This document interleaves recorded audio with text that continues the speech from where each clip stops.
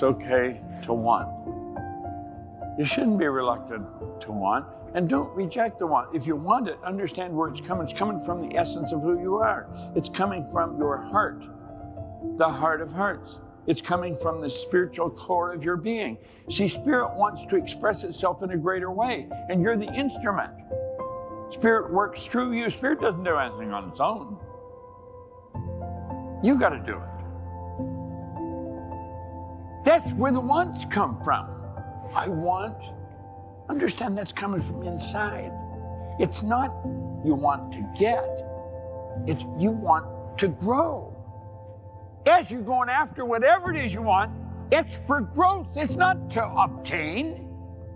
Everything you own at the time of your death, it's going to belong to somebody else. You never own anything anyway. You're merely a custodian. You can have it, you can use it, you can share it, but you can't own it. It's a joke. People think they own it. I own this land. You can't own it. Look, that's why the Indians that were here before we arrived, they laughed at us when we started to say we own the land. We don't own the land. The land owns us. You see, all we're doing is stripping away a lot of the nonsense and looking at the basic truth about life. Wants, it's good to want.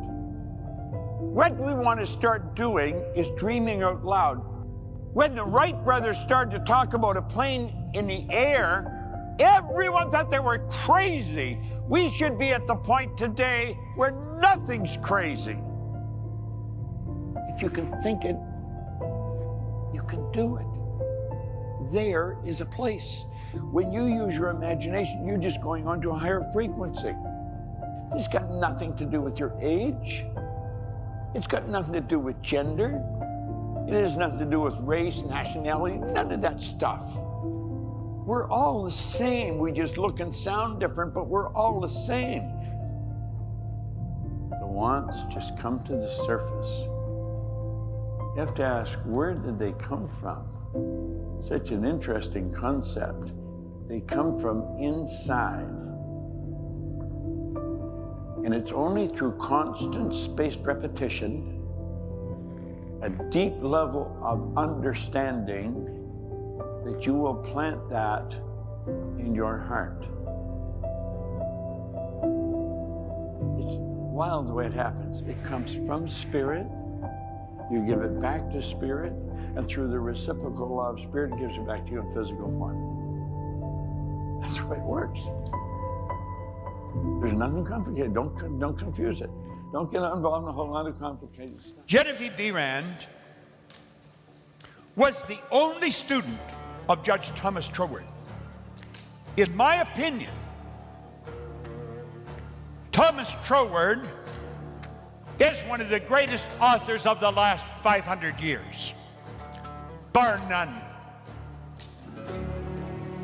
He wrote the Edinburgh Lectures on Mental Science, the Dory Lectures on Mental Science, the Law and the Word, creative writing.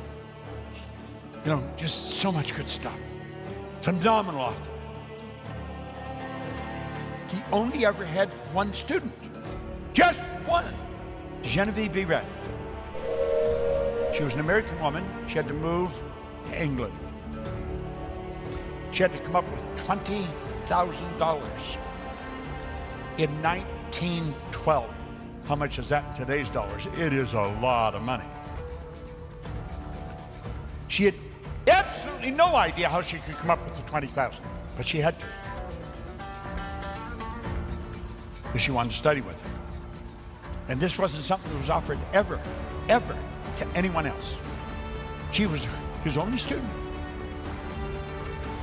She memorized what is on this page.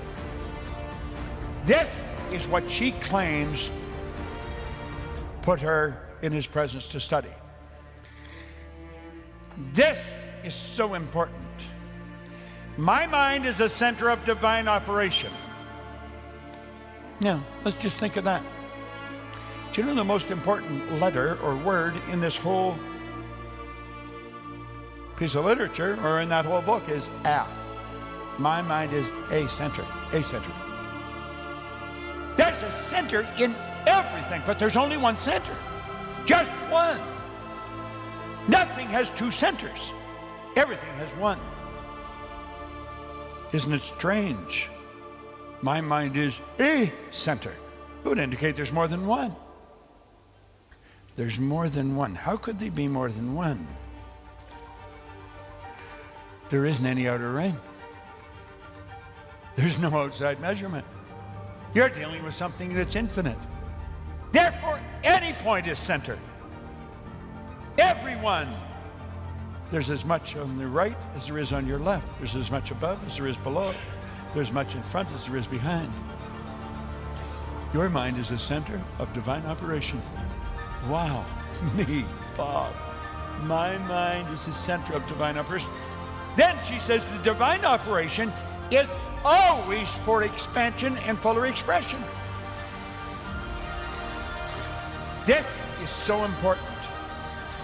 Consequently, in my own special world of which I am the center, it will always move me forward to produce new conditions, always in advance of anything that's ever gone before.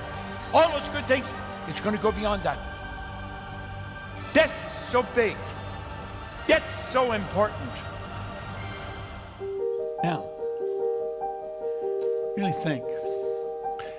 Intuitive mind is a sacred gift. It's a sacred gift.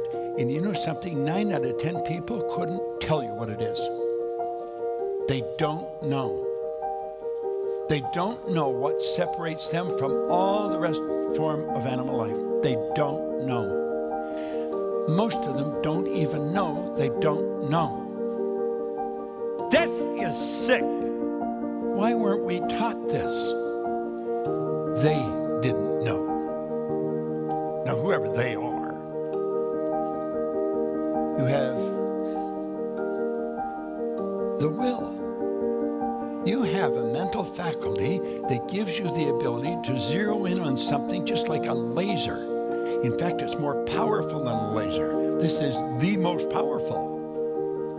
You have the will. You have memory. Do you know there's no such thing as a bad memory? Jerry Lucas used to be up in San Francisco teaching people to memorize the Bible. Memory, the will, intuition, reason, imagination. These are all higher faculties. That's really what separates you from all the rest of the animal kingdom. And isn't it almost mind-blowing that we're not taught this? Imagination isn't something just kids play with until they get a little older. Imagination, he'll say, is the most marvelous, miraculous, inconceivably powerful force the world has ever known. You have one. It's one of your higher faculties. That was that sacred gift. Should we understand it? Should we exercise it and use it for the good that we want? Live in healthier bodies, have bigger bank accounts, build bigger companies, help more people. There's no shortage of good ideas flowing into your mind. There is no shortage. There's an abundance of them. While you're driving, while you're in the shower, while you're eating dinner, while you're talking to somebody, you take mental breaks. Everyone has these ideas. You have them flying on your mind, don't you? Yeah, you do. But we discard them as fast as they come. Why would we do that? Why wouldn't we keep them there and focus on them? Say, I can do that. I can do that. Why? Because we're ignorant. That's why.